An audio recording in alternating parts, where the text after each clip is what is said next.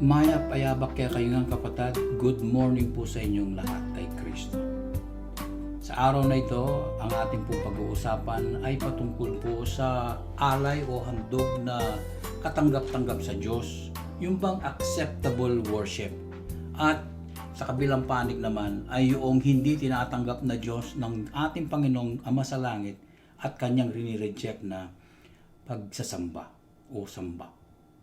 Last Sunday, ating pong pag-usapan muli na ang ating pong teksto noong Sunday ay doon sa Efeso 3:21 na kung saan tayo ay naturuan na hinihantayan ng ating Panginoong Ama sa Langit ang kalwalhatian na ating ibinibigay sa pamamagitan ng pagsamba sa loob po ng iglesyang itinatag ng ating Panginoong Hesukristo na siya mismo ang puno nito. Naalaman din po natin ang salita pong kalwalhatian ay sa English ay glory at sa Griego po ay doxa. Dito po naging matindi ang pag-uusap dahil ang doxa po ay mayroong may lakip na tatlong kahulugan na ang ibig sabihin po ng doxa o glory ay honor na ibinibigay po natin sa katayugan ng ating Panginoong Ama. He is an excellent person, an excellent being na naiiba siya sa lahat ng kanyang nilalang. Kaya nga't minamarapat nating bigyan siya ng pinakamatayog na paggalang. Ikalawa po yung kapurihan o praise. Ito po ay ang ating laman po nito, yung ating paghanga sa Kanya. Hinahangaan po natin siya at ina-appreciate po natin ang ating Panginoong Diyos. Sa pagsambang ating ibinibigay sa Ama, inaangha natin siya as a matter of admiration and as well as appreciation. Tinatanggap natin siya at pinasasalamatan natin siya. Kaya nga mayroon na siyang honor at ikalawa mayroon na siyang praise, kalakip doon na paloob sa pagsambang glory na binibigay natin sa Ama. At ang pangatlo ay siya ay isang matayog na dignified God. Yung kanyang dignity ay napakahalaga. Yun ay ating sinasabuhay. Yun ang ating nasa isip lagi sa puso. God's worthiness, yung kanyang karapatan, yung kanyang karapat-dapat. Siya ay karapat-dapat na mabigyan ng pagsamba kasi siya ay above all His creation. Kaya nga tumatayo tayo sa pagsamba, nagbibigay tayo ng karangalan sa Kanya, mataas na pagpupuri at mataas na paggalang dahil He is a dignified person. Mga kapatid, ang ating napag-alaman din ay nasisihan po ang Diyos doon sa ating huling pag-uusap sa part 9 po ay na sa English po, He is delighted by our giving of worship. Tayo po ang nagbibigay, kaya nga yung pagsamba natin sa Kanya ay Kanyang kinalulugdan sa pamamagitan po ng iglesyang itinayo ng ating Panginoong Hesukristo at sa pamamagitan ng kapamunuan din ng ating Panginoong Hesukristo. Ibinibigay po natin, napag-alaman din natin, napag-usapan natin na ang kalwalhatian ay sa pamamagitan ng pagsamba. Ito'y tinatawag nating worship service sa pagsamba natin sa loob ng iglesia. Sa tumatanggap ng pagsamba ay ang Ama sa pamagitan po ng ating Panginoong Hesukristo. Tingnan po natin ngayon sa ating paksa. Parte na po tayo mga kapatid. Tingnan po natin ang banda po ng sa langit, ang Ama sa langit, na siya ang tumatanggap ng kalwalhatian. Ang ating pong teksto ngayon ay iikot po sa isinulat po ng Apostol Juan doon sa John chapter 4 verses 23 to 24. Ganito po ang babasahin ko. But the hour cometh, and now is, when the true worshippers shall worship the Father in spirit and in truth. For the Father seeketh such to worship Him. God is a spirit, and they that worship Him must worship Him in spirit and in truth. Sabi po, datapwat, ang oras ay dumarating. At ngayon na nga, na ang tunay na mga mananamba, uulitin ko po yan, na ang tunay na mga mananamba ay sasambahin ng Ama sa Espiritu at sa katotohanan. Sapagkat hinahanapan ng Ama o hinahanap ng Ama ang gayong klaseng pagsamba sa Kanya. Uulitin ko po yun. Hinahanap ng Ama o hinihintay ng Ama ang gayong klaseng pagsamba sa Kanya. Ang Diyos ay isang Espiritu at sila na sumasamba sa Kanya ay dapat sambahin Siya sa Espiritu at sa katotohanan. Ang sabi po, sila na sumasamba sa Kanya ay dapat sambahin Siya sa Espiritu at sa katotohanan. Dito pa lamang mga kapatid ay sinasabi na ng ating Ama sa Langit ang Kanyang pamantayan. Inilahad niya ang Kanyang pamantayan. Excuse me. Matayog po ang standard ng Diyos. Ang Kanyang standard, kinakailangan ng Ama o hinahanapan ng Ama ay totoo. Mga totoong mananamba. Mga tunay na mananamba. Ganon ang Kanyang standard. Ang sabi niya, true worshipers. Mga taong tunay, mga taong dalisay, mga taong tapat na may taus-puso sa kanilang ginagawang pagbibigay ng kalwalatian sa pamamagitan ng paglapit sa pagsamba dahil kay Kristong puno ng ating iglesia.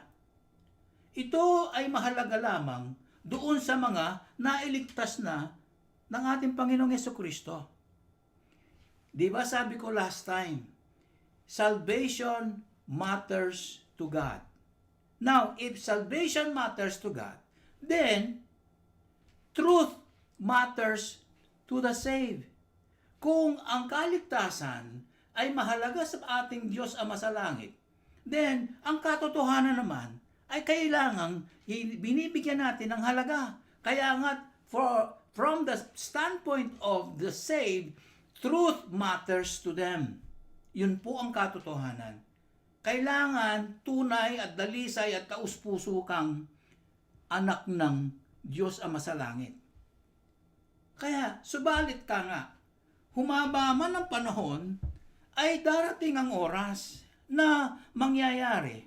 Ang oras na panahon na ito, sinasabi ay ngayon na nga, na ang mga tunay na mga mananamba o worshipers o mga taong taglay nila ay taus-pusong pagsambang paglapit na may paghanga, paglapit sa Ama na may paggalang, paglapit sa Ama na pagbibigay ng karangalan. Sila'y mga tunay na ligtas na. Tunay na ligtas lamang ang siyang sasamba sa Ama sa langit na tatanggapin ng Diyos Ama sa langit. We cannot approach God in worship if we are not under or outside His command. Hindi po natin malapitan ng Diyos sa kanyang katayuan kung hindi natin malalaman ang kanyang utos o hindi natin malalaman ang pamantayan niya. Hindi natin kayang gawin ang isang pagsamba na wala tayong kaalam-alam. Kung hindi po tayo niligtas ng ating Panginoong Hesukristo, hanggang ngayon sa panahon natin, hindi po natin alam. Hindi po natin malalaman. At wala tayong wala tayong interes. Huwag po ninyo sabihin na ang isang taong hindi pa nailigtas ay may interes sa Diyos. Sabi po ng Apostol Pablo, walang sino mang maghahanap sa Diyos. Kaya nga't nabanggit ko sa mga nakaraang serye natin ang Diyos ang tunay na humahanap. Di ba't nabasa natin ngayon lang? Na ang Diyos ang nagsisik, siya ang humahanap. Hindi po tayo dahil sa ating kasalanan, tayo'y namatay sa ating mga pagkakasala. Wala tayong kabuhay-buhay. Wala tayong interes sa Diyos. God had put first, he did something, he stepped first. Siya ang nagbigay ng hakbang ng kanyang requirement. Siya ang nagbigay ng requirement. Otherwise, we do not go. We do not submit. We do not come to God in worship. Hindi natin siya sasambahin. So what? Sabi ng makasalanan. Kaya nga, ang katotohanan nitong ating binabanggit ay patungkol sa ating kaligtasan na tayo ay required na ngayon na lumapit sa Diyos na may pagsamba, na may doksa. God had put first His requirement in worshiping Him so that we will know what to do. Kailangan tayo ay true. Tayo ay totoo. Alam po ninyo mga kapatid, sa salitang Griego, ang salitang true o tunay o totoo ay aletinos. Aletinos. Nagpapakilalang kalikasan. Nagsasabing ang kahulugan nito ay kalikasan. Ang iyong kalikasan. Ikaw ba'y totoo sa iyong uri? Ikaw ba'y totoo sa iyong katangian? Ikaw ba'y totoo sa iyong pagkatao? Sa iyong gustong gawin? Sa iyong iniisip? Tunay ka ba? Kaya nga walang puwang na dapat pumasok ang pagkukunwari. Hindi ka pwedeng darating sa iglesia, nakikisama ka lang sa pagsamba. Nakikilahok ka lang. Nagpa-participate ka nga, pero hindi tunay. Hindi mo man naintindihan bakit nandoon ka. Hindi po pwede po, mga kapatid. Ang Ama sa Langit ay hindi po natin mamamak. We cannot mock God. Hindi po natin maloloko ang Diyos. If we are not under His command, without our knowledge of His command, how can we do it? Kaya nga, ang Diyos mismo ang nagbigay muna. Kasi it is very important to God how we do what He demands. That's why it is so important to us to know how God wants worship to be done. Because that's His demand. Yun ang kanyang sapilitang inuutos sa atin. Kaya pag hindi mo ginawa, ang katungkulan natin, kung hindi mo ginawa ang kanyang paraan, ang mangyayari ay maling pagsamba. Tingnan mo ang ginawa ni Cain. Pag-usapan po natin si Cain. Sa lumang tipan, sa Genesis, pinakaunang-una po, mga taong sinauna, yung pinakauna. Si Cain po ay nagdala ng handog sa Panginoong Diyos. Siya ay sumamba sa Kanya. Niya lang sa Kanyang paraan. Tingnan po ninyo buksan po ninyo ang ating mga banal na kasulatan. Punta po tayo sa Old Testament, doon sa Genesis. Ang ibig po sabihin ng Genesis ay beginning. Ang Genesis chapter 4, verse 3, kabanatang 4, talatang 3. Ganito po ang binabanggit. And in process of time, and in the process of time, it came to pass that Cain brought of the fruit of the ground an offering unto the Lord. And it came to pass, in the process of time, maraming panahon ang nasangkot dito, that Cain brought of the fruit of the ground an offering unto the Lord. Sa kahahaba ng serye ng oras at panahon, nangyari nga, sabi, na si Cain daw ay nagdala at nagbigay ng handog sa Panginoong Diyos.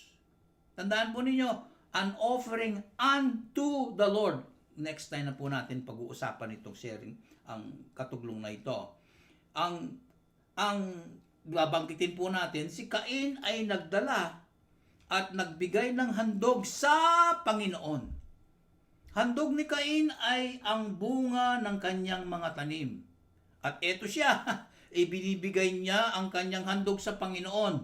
Alam po ninyo, ang banggit sa lumang tipan ay pagbibigay ng handog sa Panginoon. This is their act of worship. Ganito rin ang sa panahon natin.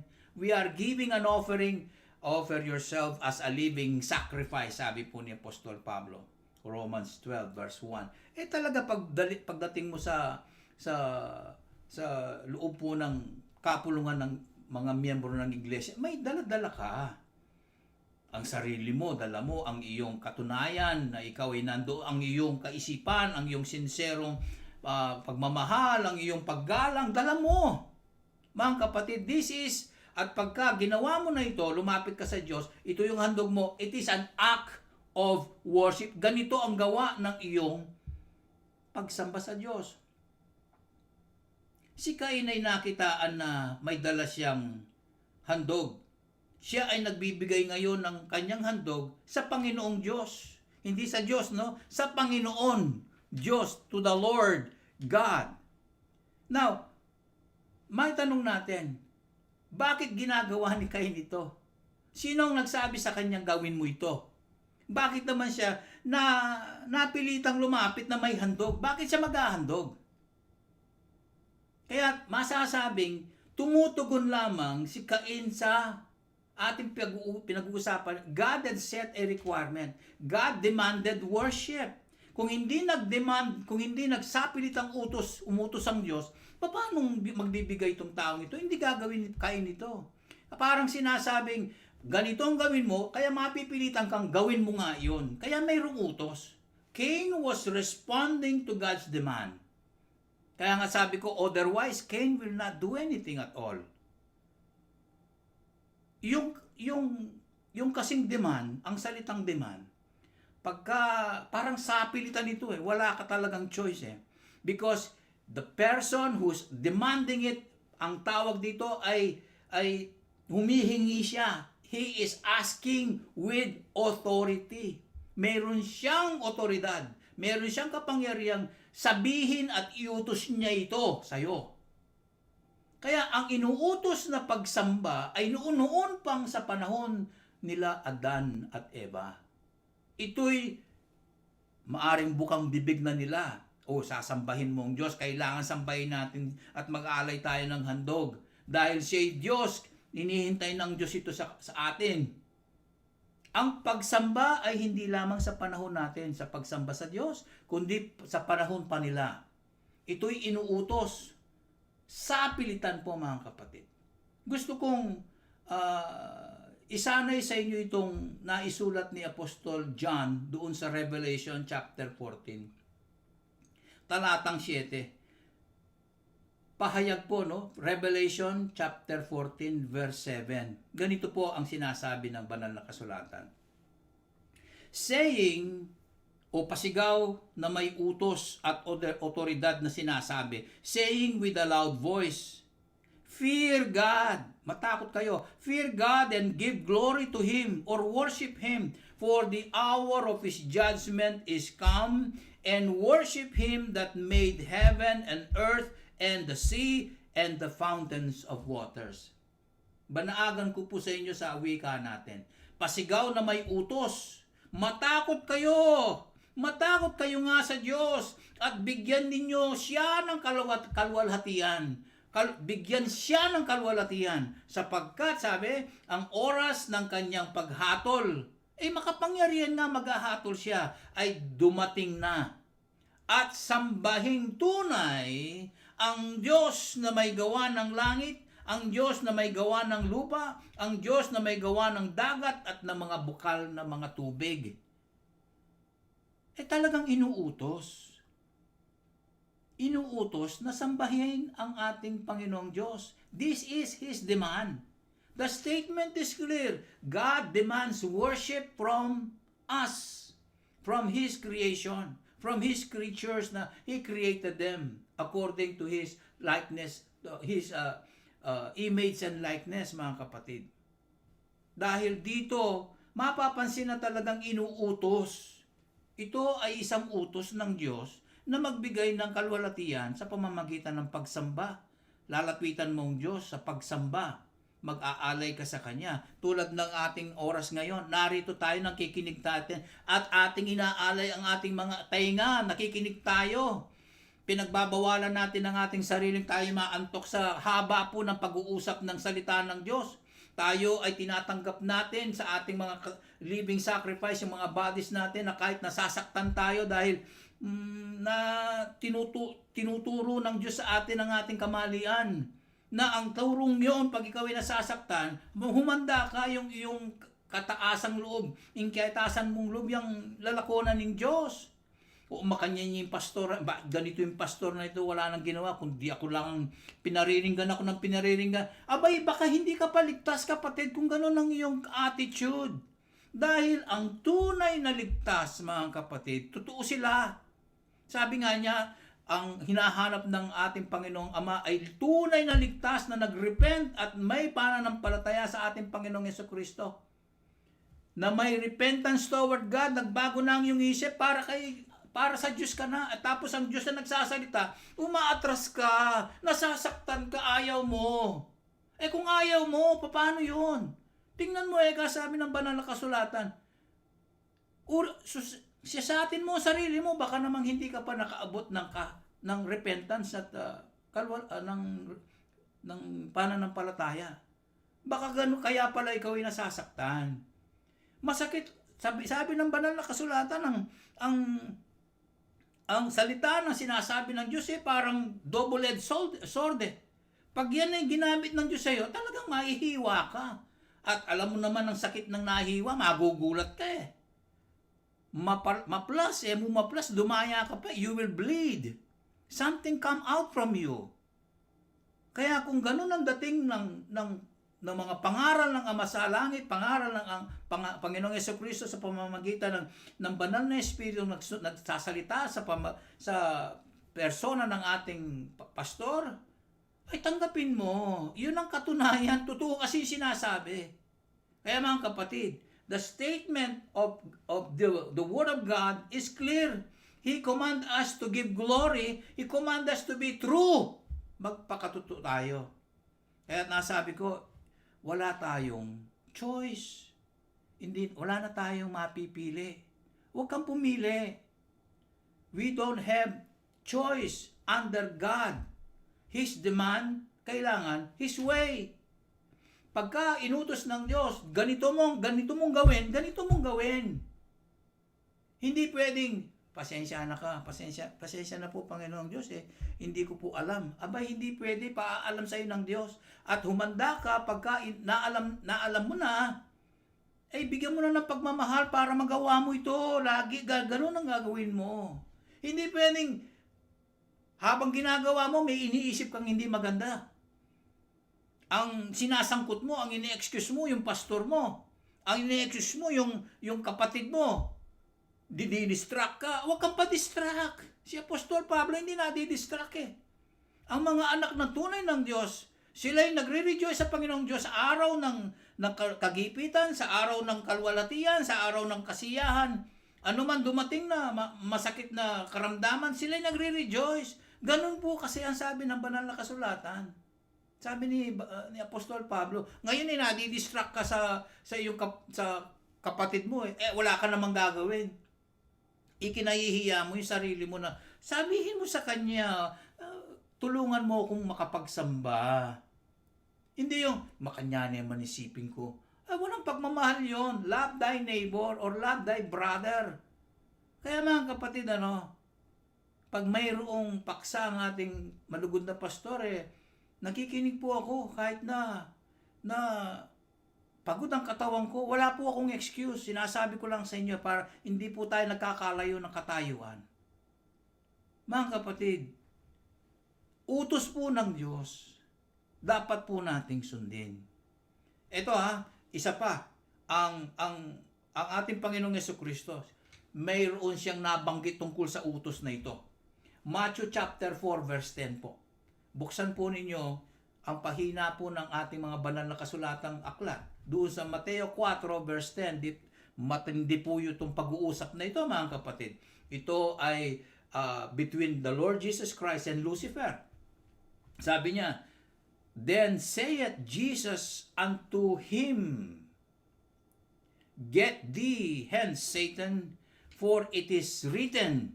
Ano ito na? Ito na yung utos. Thou shall worship the Lord thy God, and Him only shall you serve. Kita nyo na? Lumayo ka, Satanas. Lumayo ka, Lucifer. Lumayo ka na creature ng Panginoong Diyos.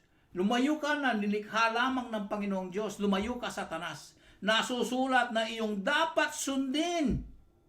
Ganito ang dapat mong sundin. Sasambahin mo ang Panginoon mong Diyos. At siya lamang ang iyong paglilingkuran. Maliwanag pong ipinag-uutos. Nakasulat, sabi ng ating pangpuno ng Iglesia, ang ating Panginoong Yesukristo, ang ating pong tagapagligtas, ang bugtong na anak ng Diyos, ang siyang lumikha po sa kanyang mga kamay, linikha po niya ang lahat ng bagay, pati tayo. Mga kapatid, very clear, God is saying and commanding us, this is His demand. He demands worship. Kailangan natin siyang sambahin. Pinag-uutos niya ito at magaganap lang ito His way, hindi po our way. Kaya yung kanyang requirement, mga kapatid, ay animal sacrifice. Binubuksan ko ito sa inyo dahil ito ang magpapakilala kung bakit mali ang ginawa ni Cain. Alam po ninyo, yung requirement o standard na binigay ng Diyos is an animal sacrifice. Bakit? Ito'y nakita sa ginawa ni Abel. Mga kapatid, itong magkapatid na ito, bakit hindi nag-uusap? Mayroon pong hidwaan. Nakapagtataka sila lang dalawang binanggit dito, hindi pa sila nag-uusap. Nagkaroon pa nga ng inggitan. At sinasabi ko sa inyo, yung kinakailangang gawin ng isang mananambang mag-aalay sa Diyos ay magdala siya ng animal sacrifice. Tingnan po natin. Genesis po. Magbalik po tayo mga kapatid. Pasensya na po. Babalik tayo dun sa makapal na paghatak ng mga kabanatang yan, mga libro, mga aklat na doon po sa Genesis chapter 4. Ganito po ang mababasa. At si Abel and Abel, he knowingly, all of a sudden, bakit iba? And he also, siya rin, brought of the firstlings of his flock and of the fat thereof. And the Lord, tingnan nyo, and the Lord had respect unto Abel and to his offering. Nakapagtataka, ako'y nagtaka eh. At si Abel, nagdala din siya ng kanyang alay. Nag-alay din siya sa Panginoong Diyos na mga panganay ng kanyang mga alagang tupa. Pati na noong yung mga taba ng mga panganay na kanyang alagang mga tupa. At anong nangyari? Sa daladala niyang mga alay na handog na panganay, yung mga matataba. Tinanggap ng Panginoong Diyos. Ang tinanggap si Abel. Si Abel muna. At tinanggap ng Panginoon si Abel at tinanggap din ang kanyang alay, ang kanyang handog sa Panginoon. Kita niyo na mga kapatid. Bago tanggapin ng Diyos yung hinaalay mo, ang tinatanggap niya muna ay yung tao kung alam niya yung ginagawa niya. Eh dito nakita, alam ng ginagawa niya. Di ba animal sacrifice yung kanyang standard, yung kanyang way, yung kanyang requirement, eh ginawa ni Abel. Pero si Cain, hindi niya ginawa. Ang dala niya ay iba, yung kanyang tanim. Pag-usapan po natin yan mamaya. Ang gusto kong tanungin mga kapatid, bakit animal sacrifice? Ang sapilitang inuutos ng Diyos doon sa unang panahon. Why animal sacrifice is His way, is demanded by God in worship. Tingnan mga kapatid, mag-Bible study tayo. Sagutin po natin yung tanong na yon. Nang mahulog sa kamay ng enemy of God na si Satanas, na sinabi ko kanina si Lucifer, ang mag-asawang Adan at Eva, ano ang kanilang unang ginawa? Hindi ba't sila ay nagtahi-tahi ng bulong, dahon ng fig? Hindi ko alam kung anong klaseng halaman ito, sabi na banggit ng Biblia. They sewed fig leaves. Genesis chapter 3 verse 7 mga kapatid. Nandiyan na rin po kayo. Bumalik po tayo. Genesis chapter 3 verse 7. And the eyes of them, si Adam and Eve, both were opened, and they knew that they were naked, and they sewed fig leaves together and make for themselves apron. Nang mabuksan na ang kanilang mga mata, ayon sa banal na kasulatan binasa natin, ay para bang biglang naunawaan nila na sila ay hubot-hubad. Bakit naman? Nagkaroon sila ng ibang klaseng pagkaisipan na binabago ng Diyos sa repentance, ano? Na sila ay hubot-hubad. Dito para bang may pakiramdam na sila ay nagkasala. Sila ay lumabag sa utos ng Diyos. Sila ay nagkasala ng paglabag sa utos ng Diyos. Kaya wala kang maitatago ngayon. Wala silang maitatago sa harapan ng Diyos. Hubot-hubad sila at sila'y nakadama ng tinding makasalanan sila. Hindi sila makalapit sa Diyos. Takot nga. Kaya wala silang maitatago sa harapan ng Diyos. Sila ngayon ay hubad. Minabuti nila na gumawa sila ng saplot na apron. Parang pagka ang mga kusinero ay magluluto. May mga apron sila, tinatakpan nila yung kanilang suot na iba. No? Tinatakpan nila ang kanilang katawan na hindi sila madungisan.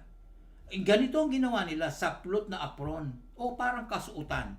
Pantakip sa kanilang hubad na mga katawan, mga kapatid. Maliwanag, ang mag-asawa ay they are trying to cover up their bodies. Pero anong ginawa ng Diyos? What did God do to cover their nakedness? Mababasa din po doon sa talatang 20 hanggang 21. Genesis chapter 3, talatang 20 hanggang 21. Ganito po ang basahin natin. And Adam called his wife's name Eve, because she was the mother of all living. Now, unto Adam also, and to his wife, the Lord did make coats of skin and clothe them. Ang ganda po ng ginawa ng ating Panginoong Diyos, ano? Dito, may importansya na bigyan ng pangalan ang may bahay ni Adan. Kaya, si Adan, tinawag niyang Eva ang kanyang kabiyak na asawa dahil siya ang ina ng lahat ng nabubuhay. Para bang kung siya ang magiging puno, ito ang magiging bunga. Kung ang makasalanan, ang kanyang magiging supling ay mga naturalesang makasalanan. At gumawa nga ang Panginoong Diyos na kasuotan na ang ginamit ng Diyos ay balat ng isang hayop o animal. Kinatay ng Diyos ang likha niyang hayop at ginamit ang balat nito, ginawang kasuotan para pantakip sa hubad na katawan ni Adan at ng kanyang kabiyak na si Eva. Dito mapapansin na ang iniisip ng Diyos sa kanyang ginawa ay sinakripisyo ang isang hayop. Sasakripisyo niya ang isang lalang na hayop upang itama ang isang pagkakamali. Hindi ba't ganito ang nangyari sa panahon natin 2,000 years ago? Hindi na hayop ang papaslangin o kakatayin o papatayin. Ang bugtong na anak na ng Diyos ang magbibigay kasagutan at kahusayan, ang maglalahad ng kapayapaan sa makasalanang mundo. So, ang ginawa po ng Diyos Ama dito ay kinatay niya yung animal na kinuha niya, binalatan yung hayop at ito ang ginawang kasuotan na pantakip sa hubad na katawan nila Eva at Adan. Natatandaan po ninyo na sabihin ng ating Panginoong Diyos, huwag niyong kainin ang puno ng kaalaman ng mabuti at masama. Dahil sa oras na kainin niyo ito, siguradong kayo ay mamamatay, di ba? Di po ba? Pero hindi po sila pinatay ng Diyos. Dito mo makikita ang kagandahang kabaitan ng ating Panginoong Diyos sa kanyang sinabi. Mangyayari nga pero doon sa oras na yon hindi pa niya hinatol na kamatayan na nga. Ang ginawa niya, pinabayaan niya, binigyan niya ng buhay. Kaya't nung magkamali ang mag-asawang ito, instead of killing them, no? Kasi the wages of sin is death, mga kapatid. Sa oras ng paglabag sa pagkakasala, kamatayan kagad. Pero dito makikita, hindi kamatayan ng kasagutan, kundi kamatayan ng isang hayop. Instead na sina Adan at Eva ang dapat mamatay, ay isang hayop ang naging kapalit. Atonement. Ginamit ng Diyos ang balat ng hayop na ito sa pantakip ng kasalanan. Ginamit ang dugo ng ating Panginoong Jesucristo sa pagbura ng ating mga kasalanan. Kaya nasabi ko, ganito ang kalooban at ninais ng Diyos sa pag-aalay na handog sa Kanya. Ganito, hindi ba ang ating Panginoong Jesucristo, inalay niya ang Kanyang katawan na siya mismo ang ipinako sa krus, hindi na yung makasalanan. This is a semblance of the shadow in the Old Testament na pinakikilala na ng Diyos ang masalangit doon pa sa panahon na yon hanggang sa panahon natin. Kaya mga kapatid, balikan natin si Cain. Hindi niya sinunod ang requirement ng Diyos. Hindi niya sinunod ang paraan ng Diyos. Ang kanyang paraan ang ginawa niya. Cain did his own way in giving offering to God. Therefore, it was rejected. Natural. Kung meron ng antas na kailangan ganito, tapos magdadala ka ng panibago, magdadala ka ng iba, hindi ito aangkop. Hindi ito uugnay. Hindi po magkakasalungat nga eh. Magkakaroon ng opposite force. Hindi pwede.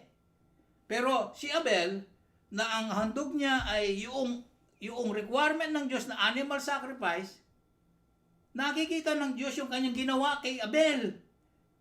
Sinakripisyo niya yung may buhay. Si Abel ngayon, tinanggap ng Diyos, siya yung tunay na mananamba, at yung alay niya ay kinalugdan ng Diyos. Si Cain, wala siyang, hindi, outside nga, doon sa utos ng Diyos, gusto niya ang kanyang mangyari. Ang kanyang gusto ay para bang disregarding God. Hindi po mangyayari. Hindi po tatanggapin ng Diyos kapag ka mayroong pamantayan at palatuntunan at ikaw ay hindi aayon doon. Ang mangyayari, ang daladala mo, ay hindi tatanggapin po ng Diyos. Kaya't nasasabi ko sa inyo, ang pagbibigay po ng kalwalatian sa Diyos ay may pamantayan. Hindi po simple. It's never easy to worship God. Kaya't yung mga iglesyang nasa labas po natin, wag po natin silang kainggitan. Ang ating pagsanayin, ang ating paghusayan, ang ating sarili. Kasi doon sa ating paksa, sa ating teksto, John 4:23, sinasabi, ang Ama sa langit ay ang tinitingnan niya yung tunay na mananamba. Hindi niya tinitingnan kung marami sila. Hindi niya tinitingnan kung maganda ang music nila. Hindi niya tinatanggap kung ang building nila ay napakalaki, kung ang suot nila ay mahabang damit na kay puti-puti. Hindi po ganoon ang pamantayan ng Diyos. Kung magpapailalim ka sa kanyang paraan at kagustuhan at ikaw ay sumusunod with obedience, ikaw ay magiging katanggap-tanggap sa iyong paglalahad at pagbibigay ng pagsamba sa Diyos. There is a very, very thin line between acceptance and rejection. Acceptable, unacceptable. Napakanipis po nung pagpagitan na yan. Konti lang magdidikit yan eh. Pag nagdikit yan, ang dating negative. Negative times positive equals negative. Di po ba? Kaya mga kapatid, nagiging katanggap-tanggap lamang ang ating pagsamba sa Diyos o pag-alay ng kanyang kaligayahan at kasiyahan dahil kay Kristo. Dahil sa kanyang iglesia. Dahil tinuturuan ng ating Panginoong Jesucristo ang kanyang iglesia sa tulong po ng Banal na Espiritu. Yung pong ating mga doktrina ay napakahalaga po niyan. If it matters to God, then truth matters to God, to us. Kung ito ang kanyang tinuturo sa atin, napakahalaga ito sa kanya, then this is the truth that we should cherish, that we should obey, that we should defend, that we should preserve, mga kapatid. Unto Him be glory in the church. Hindi po putol doon. In the church by Christ Jesus. Kapag wala po ang Panginoong Jesucristo, wala po tayong doktrina. Wala po tayong backbone. Wala po tayong pagsasanay. Hindi po mangyayari kalooban natin. Kailangan natin, ang ating Panginoong Jesucristo, sabi po niya, no man cometh to the Father, walang makaabot sa Ama, o makararating sa Ama, o makalalapit sa Ama, but by me. Sa Kanya muna. Lapit muna tayo sa Kanya.